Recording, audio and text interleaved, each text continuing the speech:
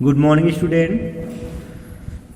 आज हिंदी में पढ़ेंगे हम लोग प्लास्टिक की दुनिया। ठीक है, कौन सा पाठ है? पाठ 8 प्लास्टिक की दुनिया। तो चलिए प्लास्टिक की दुनिया में चलते हैं। पाठ के बारे में, प्रस्तुत पाठ में लेखक ने बहुत ही सरल शब्दों में प्लास्टिक बनाने की प्रक्रिया व उपयोगिता का वर्णन किया है। आधुनिक समय में प्लास्टिक एक ऐसा पदार्थ है जो लकड़ी, लोहे व अन्य धातुओं की जगह बड़ी तेजी से ले रहा है, अर्थात प्लास्टिक का उपयोग तेजी से बढ़ रहा है। प्लास्टिकहीन दुनिया की कल्पना करना अब तो नामुमकिन होता जा रहा है, असंभव होता जा रहा है। ठीक है, तो चलिए देखते हैं। पाठ में दिया हुआ है प्लास्टिक के बारे में। प्लास्टिक का सृजन किस प्रकार होता है, प्लास्टिक का क्या क्या उपयोग होता है, प्लास्टिक कैसे बनाया जाता है और प्लास्टिक बनाने के लिए किन किन सामग्रियों की ज़रूरत पड़ती है, वो सब चीज़ हम इस चैप्टर में पढ़ेंगे।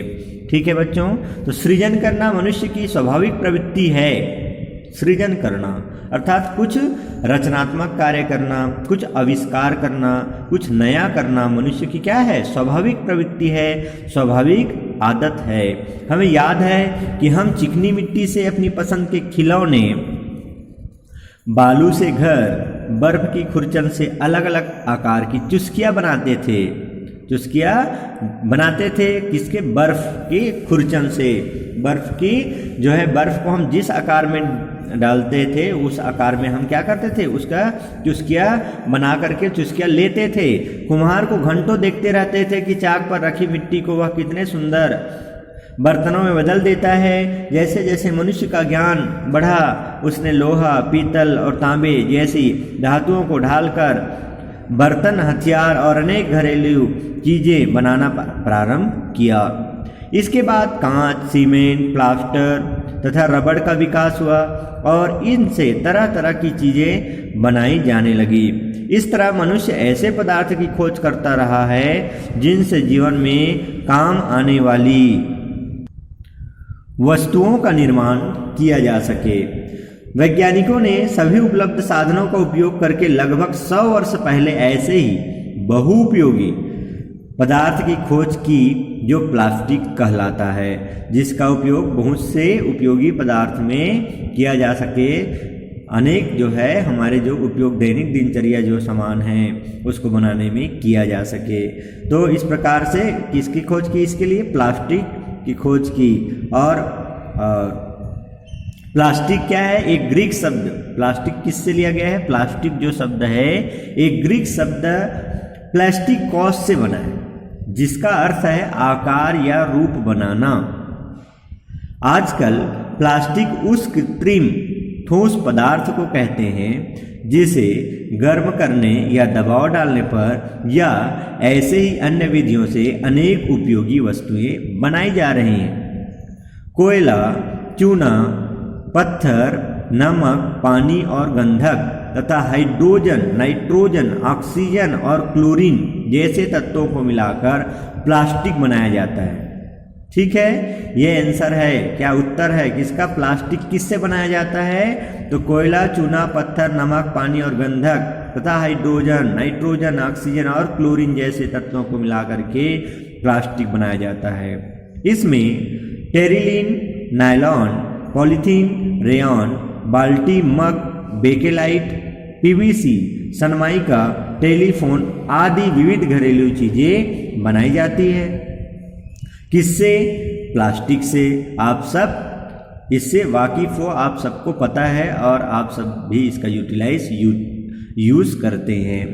बटन से लेकर अंतरिक्ष यान तक में इसका उपयोग होता है। किसका उपयोग होता है? प्लास्टिक का उपयोग होता है। सबसे पहला प्लास्टिक पार्केसिन था और इसकी खोज सन 1865 में अलेक्जेंडर पार्केस नामक एक अंग्रेज रसायन वैज्ञानिक ने की थी।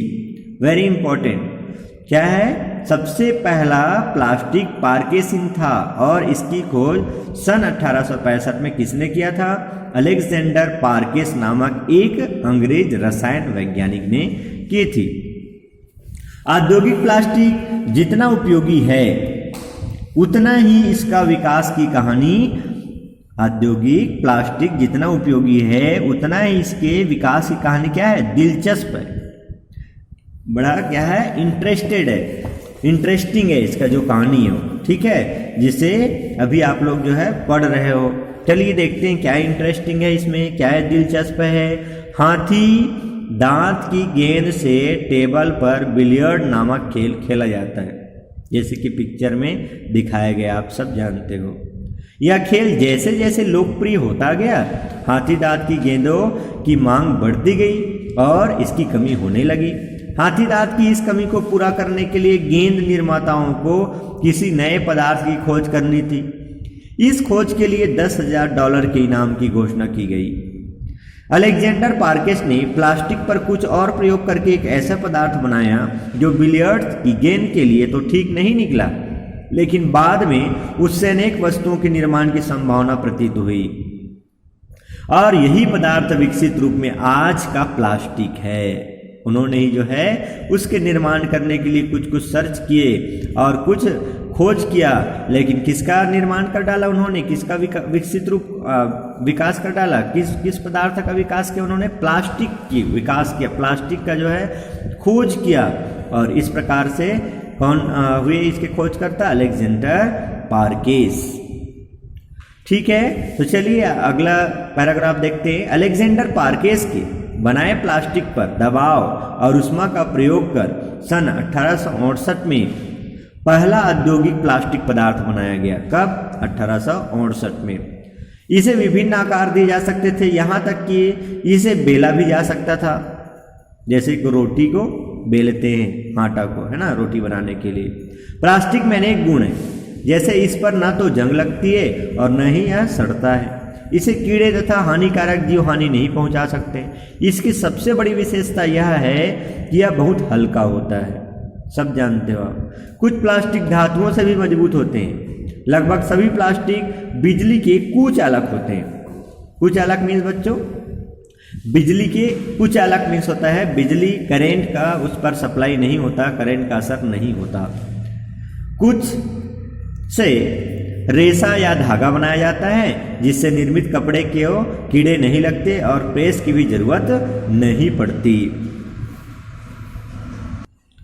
कुछ प्लास्टिक पारदर्शी भी होती है, जिसे हम पारदर्शी मीन्स देख सकते हैं आर पार उसके, है ना। जैसे एक प्लास्टिक का कुछ भी सामग्री है उसकी, जैसे पॉलीथीन को ले लो, तो पॉलीथीन के जो बाहर है उसको भी हम देख सकते हैं ना, अंदर रहने वाले। तो इस प्रकार से पारदर्शी भी होती है।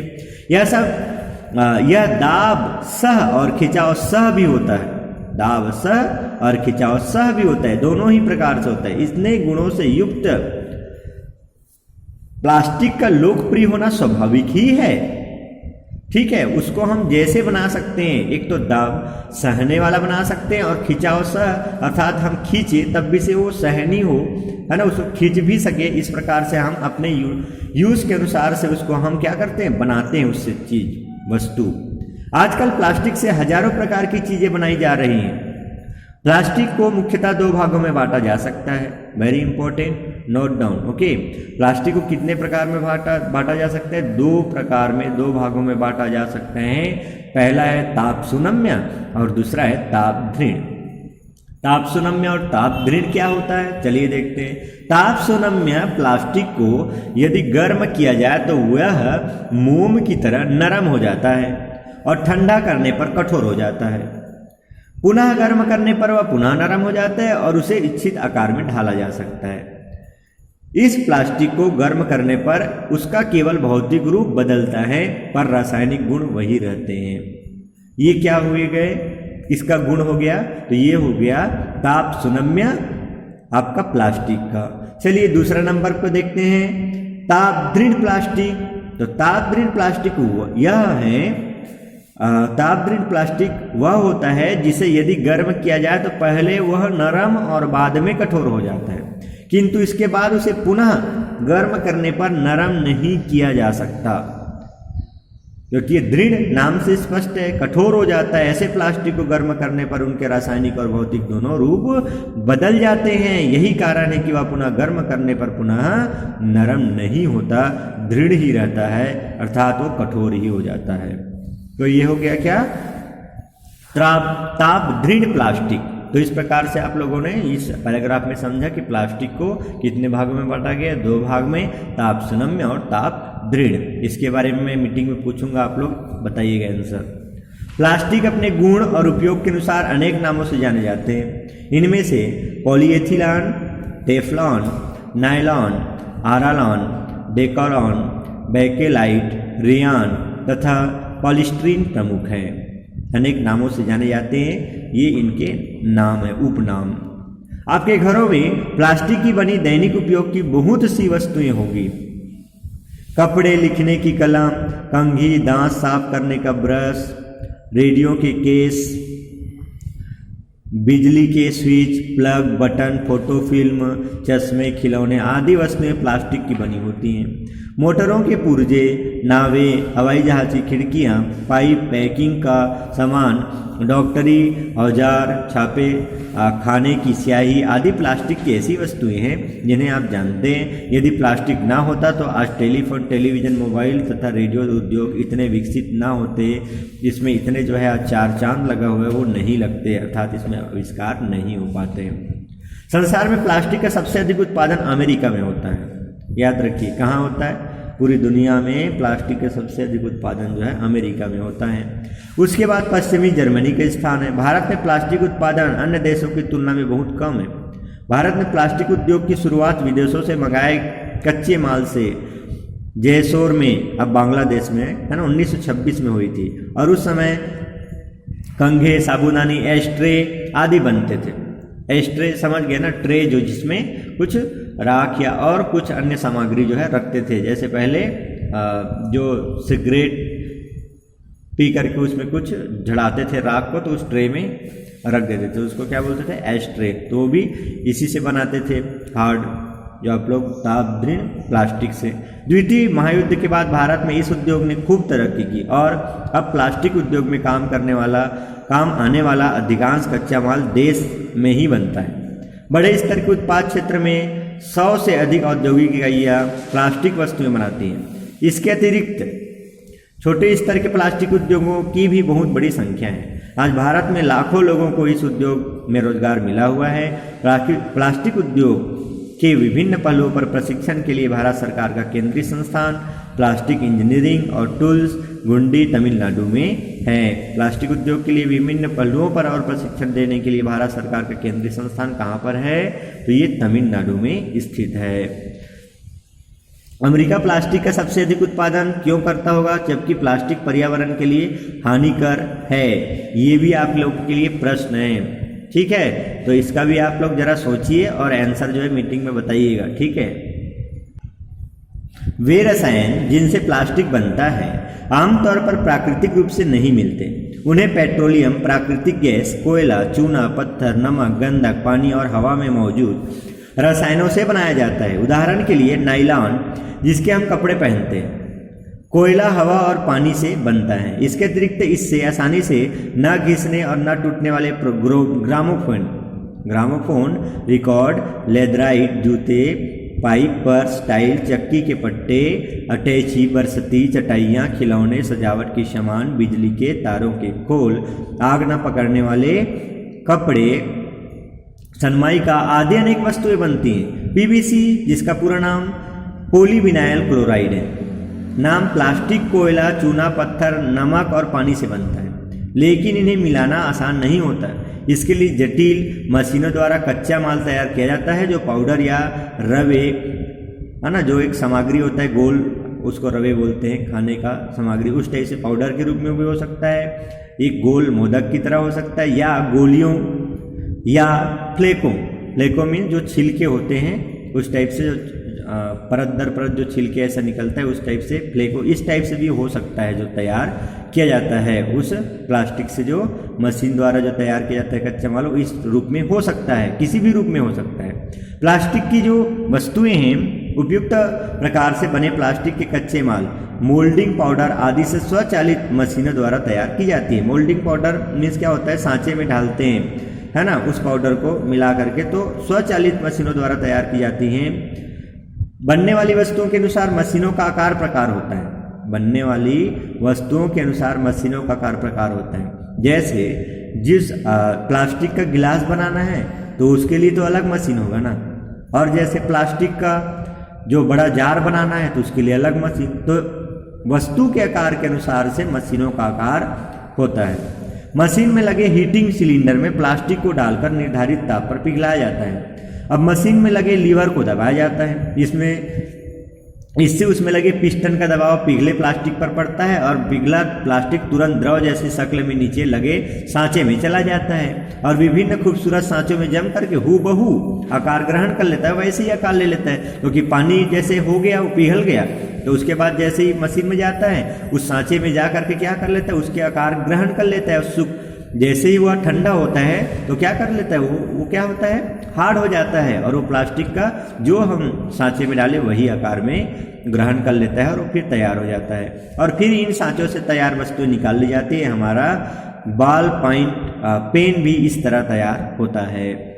प्लास्टिक के कपड़े जूते तो हम पहनते ही हैं, पर अब भविष्य में अपने साथ बांध कर ले जाने वाले प्लास्टिक के मकानों में भी रह सकेंगे।